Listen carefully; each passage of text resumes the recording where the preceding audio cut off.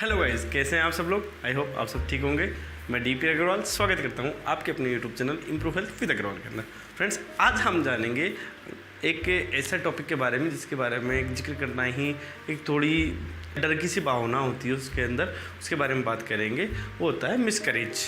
Miscarriage means भ्रूण का पेट के अंदर ही मर जाना, गर्भाशय के अंदर जो बच्चा पल रहा होता है उसकी गर्भाशय के अंदर ही मृत्यु हो जाना। वे बेसिकली एक बहुत ही सैडनेस टाइप की न्यूज़ होती है कि मिसकैरेज हो गया, ऐसा नहीं होना चाहिए। तो हम उनके बारे में ही बात करेंगे कि मिसकैरेज होता क्यों है, इसके क्या कारण है, क्या सिम्टम्स होते हैं मिसकैरेज हो जाता है, इनकी क्या ट्रीटमेंट्स है, इनको कैसे बचा जा सकता है। तो दोस्तों शुरू करते हैं वीडियो को अबाउट मिसकैरेज की।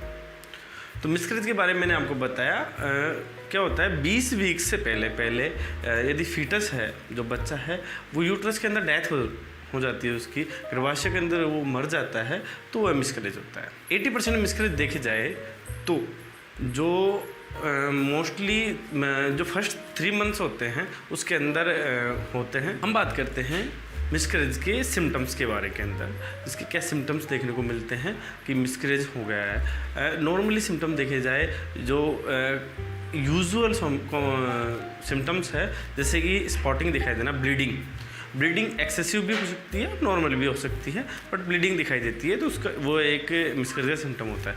दूसरे सिम्टम की बात करें, बैक एक एब्डोमिनल पेन, पेट के अंदर लाइक वो वाला पेन होना स्टार्ट हो जाता है जो पीरियड्स के टाइम पे महिलाओं को पेन होता है, वो वाला जैसे कॉन्ट्रैक्शंस आते हैं, खिंचाव टाइप में ऐसा पेन होने लग जाता है मिसकैरेज के टाइम पे। तो उससे भी महिलाओं को थोड़ा सा अनुमान लगा लेना चाहिए कि मिसकैरेज हो रहा है।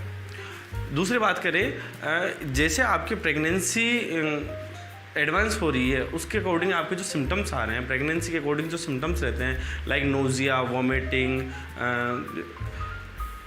और भी भूख नहीं लगना, लॉस ऑफ एपेटाइटिस, ऐसे जो सिम्टम्स होते हैं प्रेगनेंसी के, वह सिम्टम सडनली डिसअपीयर हो जाते हैं। जब मिसकैरेज होता है तो होता क्या है, एससीजी बीटा एससीजी हार्मोन होता है ब्लड के अंदर, वो डिसअपीयर हो जाता है। उसकी वजह से जो उस हार्मोन की वजह से जो सिम्टम्स थे वो डिसअपीयर होना स्टार्ट हो जाते हैं। अब हम बात करते हैं इसके कॉजेज़ के बारे में, मिसकैरेज क्यों होता है, उनके क्या कारण हैं, उनके बारे में बात करेंगे।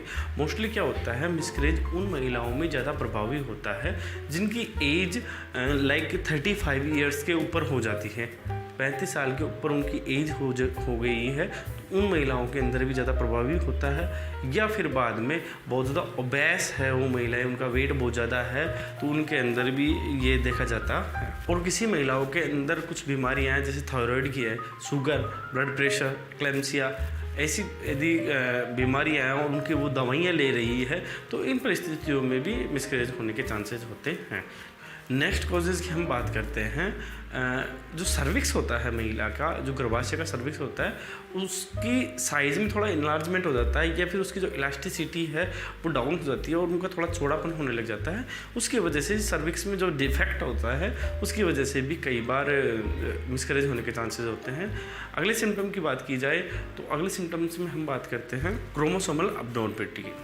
क्रोमोसोमल अबनॉर्मलिटी की क्या होता है, क्रोमोसोम्स के अंदर यदि कुछ अबनॉर्मलिटी रह जाती है महिला के अंदर, like this down syndrome, trisomy 21 syndromes, ऐसी कुछ दिक्कत रह जाती है लाइक स्पर्म एंड एग के अंदर, तो मिसकैरेज होने के चांसेस होते हैं। और एक मोस्ट कॉमन सिम्टम जो कि हो जाता है तो चांसेस 100% होते हैं कि मिसकैरेज हो जाएगा, वो होता है एनी एक्सीडेंट और ट्रॉमा लाइक ऐसी कंडीशन हो जाती है महिलाओं के साथ में, यदि कोई एक्सीडेंट वगैरह हो गया तो उन परिस्थितियों में मिसकैरेज होने के चांसेस होते हैं।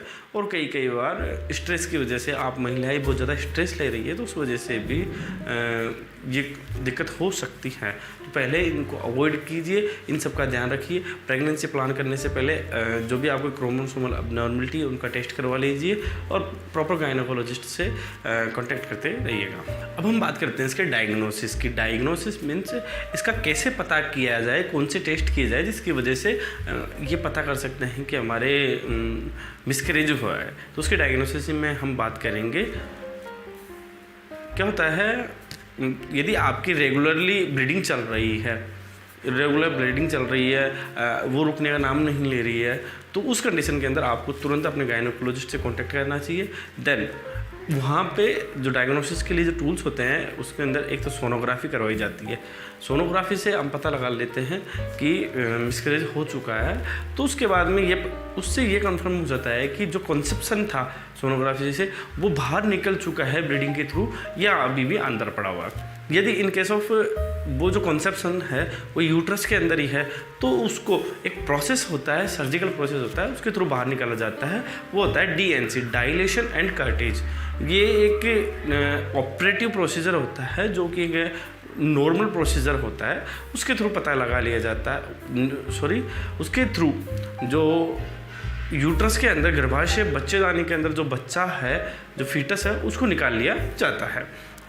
और मोस्ट कॉमन बात मैं आपसे ये कहना चाहता हूँ, यदि आपका बार बार में रिकरेंट मिसकैरेज हो रहा है, 1 बार 2 बार 3 बार, तो आपको इस चीज़ के बारे में डॉक्टर से मिलना चाहिए, बेटर से बेटर गायनेकोलॉजिस्ट से मिलना चाहिए और उनको इसके बारे में अवेयर करवाए, जिससे वो जो डिजीज़ है जिसकी वजह से ये बीमारी हो रही है, आपको मिसकैरेज हो रहा है, क्या रीजंस है, तो उनका पता लग सके। तो इसके बारे में ज़रूर डॉक्टर को बताएं कि मेरे 1 बार 2 बार 3 बार जो हिस्ट्री है, पास्ट हिस्ट्री, वो हो चुकी है नेक्स्ट प्रेगनेंसी प्लान करने से पहले। अब हम बात करेंगे यदि आपका मिसकैरेज हो गया और ऑपरेशन हो चुका है, DNC जो प्रोसीजर होता है वो हो गया, तो उसके बाद में आपको क्या क्या सावधानियां रखनी चाहिए। तो हम जो सावधानियां हैं उनके बारे में बात करने वाले हैं।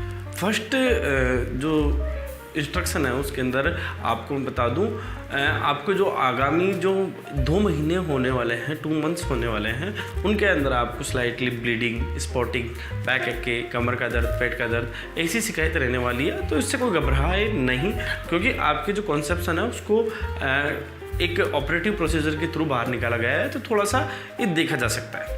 दूसरी सावधानी की हम बात करें, आपको ऑपरेशन के बाद में लगभग 2 महीने तक, नेक्स्ट जो 2 मंथ्स है वहाँ तक आपको प्रेगनेंसी प्लान नहीं करनी चाहिए, उसके बाद में ही प्रेगनेंसी प्लान करनी चाहिए। प्रॉपर डाइट ले, न्यूट्रियस डाइट, क्योंकि आपकी ब्लीडिंग हुई है, ब्लड कम हुआ है बॉडी से, तो आप एनीमिया की कंडीशन में जा सकते हैं। उससे बचने के लिए ऐसी डाइट ले जिसके अंदर आपको प्रॉपर आयरन सप्लीमेंट मिल सके, न्यूट्रिएंट्स मिल सके। प्रॉपर रेस्ट करना है आपको, एक्सरसाइज करते रहनी है आपको। आपकी जो ये DNC का प्रोसीजर हुआ है। और अब हम बात करते हैं वजाइनाइटिस की। यदि आपके वजाइना है, जो योनि द्वार है, उसके अंदर से आपको फाउल स्मेली यानी कि गंध सी आ रही है, ऐसा कोई वाइट डिस्चार्ज हो रहा है, लाइक ल्यूकोरिया, ऐसी सिचुएशन मैंने पिछले वीडियो में बताया, आपको आई बटन में दे दूँगा, ल्यूकोरिया क्या होता है उसके बारे में देख लीजिएगा।